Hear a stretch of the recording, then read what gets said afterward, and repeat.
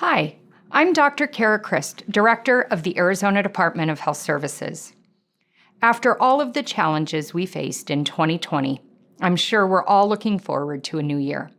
As we head into New Year's Eve, when people tend to get together, I want to remind everyone that parties and social gatherings are high risk for COVID-19 transmission. Our cases remain elevated, as does our percent positivity. We continue to see increased hospitalizations and deaths. COVID-like illness continues to show the highest use of emergency room and inpatient beds. You're always safest around members of your immediate household. That's why I strongly recommend welcoming the new year with just those people. As an alternative to a larger gathering, please consider using Zoom or a similar platform to have a virtual party. If you decide to gather with others at your home or elsewhere, be aware that you are taking on the risk that someone will transmit COVID-19. This can occur even if someone doesn't have symptoms. Always take precautions around people who aren't members of your household, even when you are with close friends and relatives. We're seeing far too many cases of people getting COVID-19 because they let their guard down at a gathering with people they trust. So please, take into account factors that produce various levels of risk. Your risk of catching COVID-19 increases greatly when there is more spread in the community. Right now, COVID-19 transmission is widespread throughout Arizona, so any gathering comes with that risk. Smaller events pose a lower risk of infection than larger ones. However, this is still risk. If you choose to gather with people who don't live with you, limit the attendees to 10 or fewer. Following common sense prevention measures, including mask wearing, physical distancing, hand washing, and moving events outside reduces the risk of transmission. But again, there is still risk when you gather with others. We have more tips for safely welcoming the new year at azhealth.gov/winter holidays. We want to protect everyone from COVID-19, especially those who are at greatest risk for serious illness and death. And we also want to preserve the ability of hospitals to provide care for every Arizonan who needs it. Even without COVID-19, winter is an especially busy season for hospitals. Amid this pandemic and the surge in cases, more than 90% of intensive care unit beds are in use this week, with more than half of those beds occupied by COVID-19 patients. There is a similar strain on inpatient beds.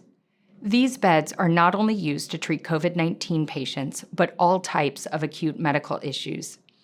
As you take precautions against COVID-19, consider whether you or someone you love might need one of those beds for a heart attack, stroke, serious injury, or infection.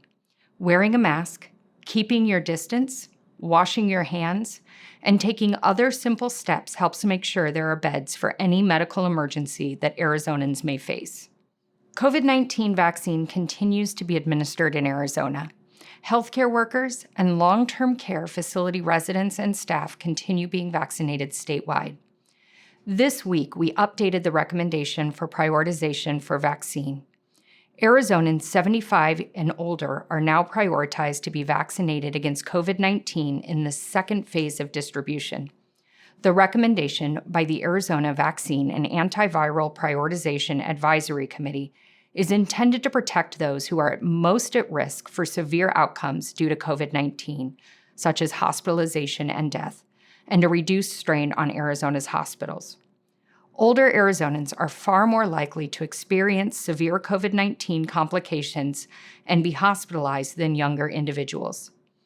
This recommendation is aligned with the updated recommendations from the Center for Disease Control and Prevention's Advisory Committee on Immunization Practices, which recently voted to include those over the age of 75 in Phase 1B.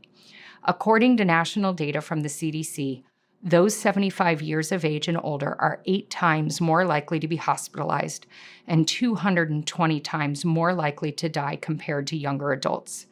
These risks continue to significantly increase for individuals 85 and older.